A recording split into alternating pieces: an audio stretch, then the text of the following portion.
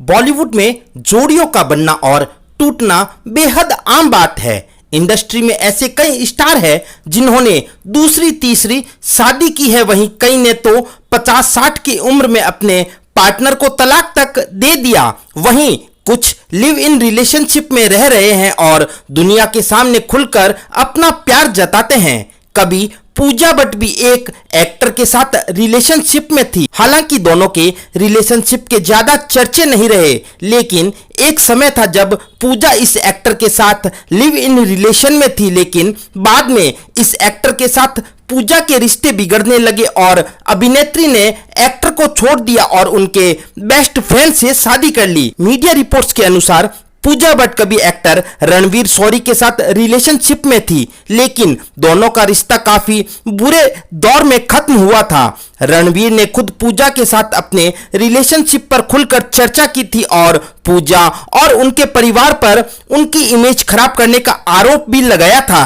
रणवीर ने कहा था कि पूजा और उनका परिवार सार्वजनिक रूप से उनके बारे में झूठ बोलते हैं, जिसके चलते उन्हें अच्छे प्रोजेक्ट मिलने बंद हो गए और उन्हें छोटे प्रोजेक्ट्स में काम करना पड़ा। रणवीर ने इस बारे में बात करते हुए कहा था, दूसरे कपल्स की तरह हमारा भी झगड़ा होता था। मैं अक्सर उनके घर पर ड्रिंक करता था, लेकिन उन्हें मेरी ड्रिंक करने की आदत पसंद नहीं थी। वो अक्सर कहती थी कि मैं बहुत ज्यादा पीता हूं। कई बार वो इससे नाराज हो जाती थी और हिंसक हो जाती थी। मैं ड्रिंक करने के बाद वायलेंट हो जाता हूं, लेकिन वो बिना पिए ही हिंसक हो जाती थी। मैंने उन्हें कई बार कहा था कि अगर वो ऐसा करेंगी तो ये रिश्ता नहीं चल पाएगा।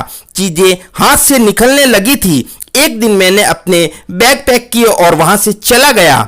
कहा जाता है कि रणवीर और पूजा कभी लिव इन रिलेशनशिप में थे, लेकिन इसी बीच पूजा भट्ट को रणवीर शौरी के बेस्ट फ्रेंड से प्यार हो गया और पूजा ने रणवीर को छोड़कर एक्टर के बेस्ट फ्रेंड से शादी कर ली थी।